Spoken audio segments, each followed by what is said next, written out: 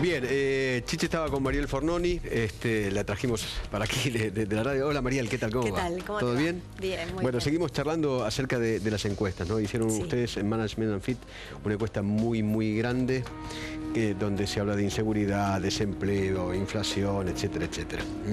Sí, nosotros monitoreamos todos los meses un poco, bueno, cuáles son las principales preocupaciones de la gente. La inseguridad había dejado, digamos, de ser la número uno durante los meses de enero y febrero, ¿no? Donde un poco la situación económica había tomado la delantera y hoy vuelve la inseguridad a estar en el primer lugar. Hay un 77% de la gente que cree que la inseguridad viene creciendo este último tiempo y me parece que en esto también hay una preocupación por parte de la gente por el formato que ha tomado el delito, ¿no? Fundamentalmente por la violencia. Sí, que eso es un poco lo que preocupa y lo que tiene esta escalada en la preocupación de inseguridad, algo que la gente de alguna manera le asigna al tema del narcotráfico. Sí. Entonces las preocupaciones hoy se comparten, ¿no? De la inseguridad, el narcotráfico. Y en cuanto a responsabilidad para la gente. Y en la responsabilidad, bueno, primero gana el todo, ¿no? Todos tienen responsabilidad, pero cuando uno empieza a discriminar, el gobierno nacional se lleva la mayor parte. En primer lugar va el gobierno nacional, después la justicia, tercero la policía y por último los gobiernos provinciales. Y esto tiene que ver también un poco con esto que decíamos del narcotráfico, ¿no? La gente entiende que esto es un delito federal y que de alguna manera el gobierno nacional es el que permite que la droga haya entrado al país, un poco con la labilidad que tienen las fronteras, ¿no? Y que esto ha generado esta situación de la cual hoy la gente está preocupada de ver cómo se sale. Mariel, hice una consulta, ¿no? ¿Podemos ir al plano electoral? Sí. Gerardo Zamora, es un hombre, Zamora, que es el hombre que gana elecciones en Santiago del Estero, dijo una definición, ¿no? Si Cristina... sabemos que no hay posibilidades, según nuestra constitución, pero si Cristina Kirchner se presentara, ganaría, no hay nadie. No, yo no estoy tan de acuerdo con esto. Me parece que la gente siente que es una etapa terminada y está contenta de que el gobierno pueda terminar bien la elección, ¿no? De alguna manera. Hay gente, por supuesto, que es fiel al gobierno de Cristina Kirchner. ¿Cuánto y le gustaría... es eso? Y yo te diría, a ver... Mira, cuando Cristina gana la elección con el 54% de los votos, un 64% de la gente aprobaba su gestión de gobierno. Hoy la aprueba el 25%. De ese 64% que aprobaba en ese momento, hoy aprueba el 25%. Con lo cual yo te diría que el número hoy podría ser inferior a 20% de los votos, teniendo los candidatos que tenemos alrededor, ¿no? Gente que podría sucederla, otros espacios. La verdad que me parece que hoy yo diría que se ve como una cierta tranquilidad de decir, bueno, estamos terminando con un ciclo, empieza un ciclo nuevo, la gente siente que cualquiera de los candidatos que están un poco circulando, ya sea Massa, Macri, ya sea, bueno, no sé, Wiener o Macri, cualquiera de ellos tiene como un perfil más moderado, viene como otro ciclo distinto para la Argentina. Me parece que eso es un poco lo que percibe la gente, independientemente de que sí, el gobierno nacional tiene ese núcleo duro. Pero ¿Núcleo duro es de 20 o de 30? No, yo te diría que no llega a 30 hoy. E incluso hay algunas cuestiones cuando uno pregunta, por ejemplo, ¿cómo cree que el gobierno está gestionando la economía? Hay más de un 75%, hay solo un 15% de la gente que dice que bien. Y antes era como muy claro, ¿no? Ese 25% fijo del gobierno, todo lo que hacía el gobierno estaba bien. Y hoy ha perforado ese techo. Entonces hay mucha gente que cree que la economía va por mal camino, que no se está gestionando la economía como se debiera, ni la seguridad tampoco. Entonces me parece, pero no tiene que ver tanto con un ciclo, me parece que no es tanto de crítica, sino de un ciclo que termina y que comienza otra cosa. Ok, de los candidatos o precandidatos que están lanzados o semi-lanzados. Sí, de los candidatos que están... Bueno, primero hay que aclarar que hoy ganaría el no sabe, no contesta, ¿no? O sea, nosotros estamos midiendo por frentes y hay un 40% que no sabe que votaría, lo cual es lógico, teniendo en cuenta... Es mucho, ¿eh? Sí, un 38% dice que todavía no tiene definido. es lógico teniendo en cuenta todo lo que falta, ¿no? Y que todavía está todo un poco, a ver, estamos hablando de candidatos, pero estos candidatos tienen que pasar una interna, hay que ver si se configura alguna alianza, ¿no? Bueno, cómo se van a conformar los frentes.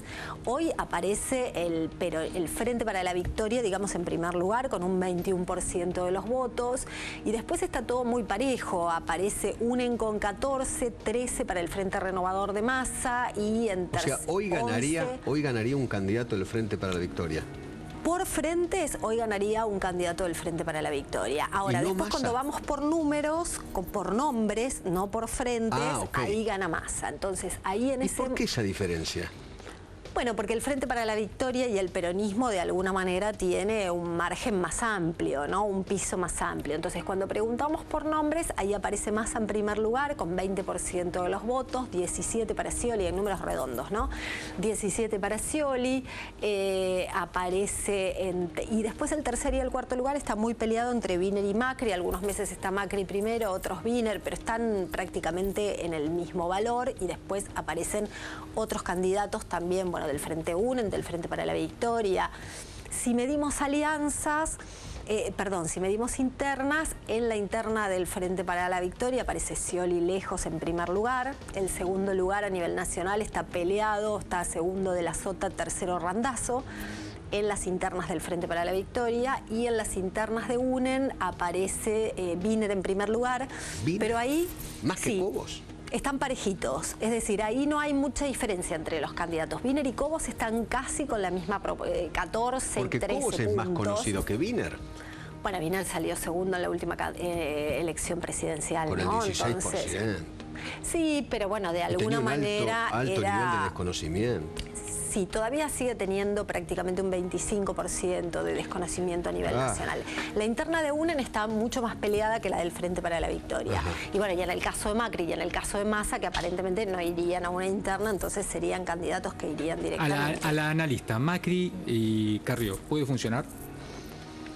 Todas las alianzas tienen sinergias positivas y negativas. Por supuesto que hay gente que votaría Carrió y que dejaría de votarla si va con Macri, y viceversa. Hay gente que votaría Macri y dejaría de votarlo si va con Carrió. Entonces, en esto, llegado el momento, hay que ver cuánto suma y cuánto pierde, ¿no? No es una suma aritmética que yo digo, bueno, incluso con el mismo Frente UNEN, ¿no? Que todos los candidatos suman.